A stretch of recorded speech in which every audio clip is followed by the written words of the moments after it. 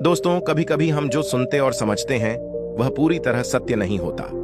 आपने कई महापुरुषों की बातें सुनी होंगी, कई बुद्धिमानी पुरुषों और गुरुदेवों की बातें सुनी होंगी। उनका कहना यह होता है कि संसार जीवन मोह और माया से भरा हुआ है। हमारे रिश्ते, हमारा धन, हमारी इच्छाएं, ये सब बस माया जाल है और जीवन का असली लक्ष्य तो मोक्ष है, मुक्ति है। हमें आध्यात्मिक जीवन की ओर बढ़ना चाहिए।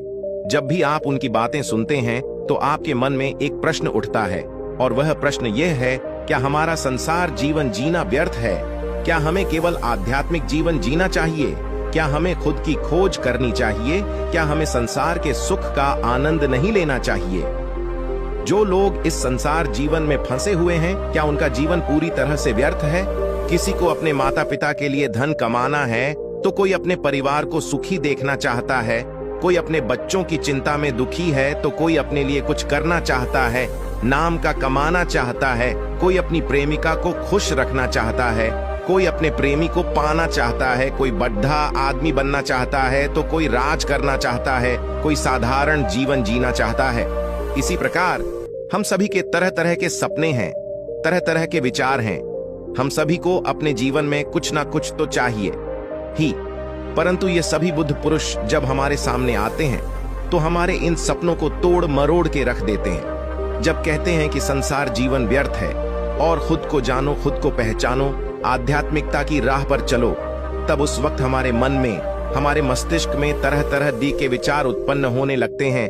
तब हमें हमारे मन में, हमारे मस्तिष्क में तरह तरह के विचार उत्पन्न होने लगते हैं। तब हमें यह समझ नहीं आता कि आखिर हम संसार जीवन जिए या फिर आध्यात्मिक जीवन, आखिर हम क्या करें। आपके साथ भी कभी ना कभी ऐसा तो हुआ ही होगा। क्या आपके भी मन में ऐसे कोई प्रश्न है?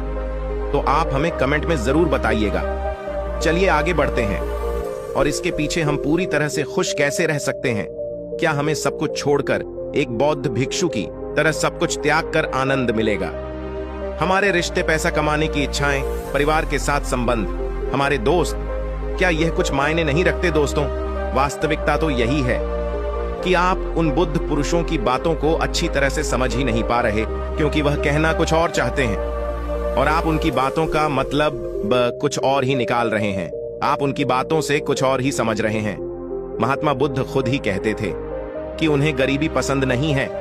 वे यह कहते थे कि आपको सफलता प्राप्त करने के लिए आर्थिक रूप से सक्षम बनना आवश्यक है। इसका मतलब है कि जब तक आप गरीब हैं और आपके पास आर्थिक साधनों की सामग्री नहीं है, तब तक आप अपने आत्मा की खोज में आगे नहीं बढ़ सकते। और ठीक उसी के विपरीत संपन्नता और अमीर होना भी आपके आध्यात्मिक मार्ग की बाधा बन जाती है। कई महापुरुषों ने, कई बौद्ध पुरुषों ने अपनी बातें बहुत ही सीधी और सरल भाषा में कही है, लेकिन हम सभी उन बातों का अर्थ कुछ और ही निकाल बैठते हैं। हम सभी उनकी बातों को समझ नहीं पाते, क्योंकि उनकी बातें रोजमर्रा की जिंदगी से बिल्कुल अलग होती है। वे लोग कहना तो कुछ और चाहते हैं कि हम में से ज्यादातर लोग उनकी बातों का पूरी तरह से बर्बाद कर लेते हैं। चलिए इसे कहानी के माध्यम से समझते हैं। एक बार की बात है, महात्मा बुद्ध नगरवासियों को उपदेश दे रहे थे। महात्मा बुद्ध कह रहे थे कि संसार के माया जाल में मत फंसो, संसार से ऊपर उठो। संसार से ऊपर उठकर ही तुम संसार को जी सकते हो। संसार में जो फंस गया, जिसने अपनी बुद्धि का इस्तेमाल नहीं किया, वह व्यक्ति जो समय पर अच्छे कर्म नहीं करता और बुरे कामों में और जुट जाता है, वह आने वाले समय में बड़े दुखों का सामना कर सकता है, क्योंकि उसके बुरे कर्म ही उसके दुख का कारण बनेंगे। इसलिए आप सभी इस संसार की मोह माया अर्थात इच्छा, लालच, क्रोध इत्यादि को ध्यान पूर्वक देखते हुए अपने कर्म करें। इतना कहकर महात्मा बुद्ध ने अपना उपदेश समाप्त किया और वहां से चले गए। महात्मा बुद्ध जब यह उपदेश दे रहे थे तो वहां पर उस नगर का सबसे धनी व्यक्ति वहीं पर मौजूद था और उस व्यक्ति पर महात्मा बुद्ध की बातों का बहुत गहरा असर पड़ा। उसका मन अब संसारी जीवन में नहीं लगता था, वह संसारी जीव से हटने लगा था। अब उसे अपना सब कुछ किया हुआ व्यर्थ नजर आने लगा था। देखते ही देखते कुछ ही सालों में उसका सारा व्यापार चौपट होने लगा था। उस धनी व्यापारी के परिवार के सभी सदस्य उसे इस तरह से देखकर बहुत चिंतित रहने लगे थे और जब भी कोई उससे बात करने की कोशिश करता था तो वह धनी व्यापारी एक ही बात कहता, यह धन दौलत तो सब बेकार की चीजें हैं, यह सब तो मोह माया है, सब बेकार है, भला हम निभाकर क्या करेंगे। यह सब तो वासना है, जीवन तो केवल एक ही है और वह है मुक्ति।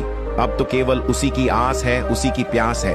मैं इतना समझ चुका हूँ कि अब से जो भी होगा वह सब अच्छा होगा।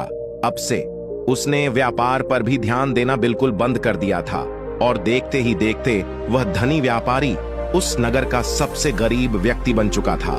वह पूरी तरह से निर्धन हो चुका था, उसका सब कुछ बर्बाद हो चुका था और उसका पूरा परिवार सड़क पर आ गया था। एक दिन जब उसके घर में खाने के लिए कुछ नहीं बचा तो उसने अपने आप से कहा, ये मैंने क्या कर दिया? सब कुछ तो बहुत अच्छा चल रहा था, लेकिन मैंने अपने हाथों ही सब कुछ बर्बाद कर दिया। आज मेरे परिवार का हर एक सदस्य भूखा है, उनके पास खाने के लिए कुछ नहीं और मैं उनके लिए कुछ नहीं कर पा रहा। वह यह सब सोच ही रहा था कि तभी उसे याद आया कि उसने महात्मा बुद्ध की बातों में आकर अपना जीवन बर्बाद कर लिया। ना तो उसे मुक्ति मिली और ना ही धन। वह सोच रहा था, मैं तो कहीं का नहीं रहा, थोड़े थोड़े भोजन के लिए भी आज मुझे रोज मरना पड़ता है। हर रोज मुझे मेहनत करनी पड़ती है, तब जाकर मेरे परिवार को 2 वक्त की रोटी मिल पाती है। अपने परिवार की इस तरह से बुरी हालत देखकर उससे रहा नहीं गया।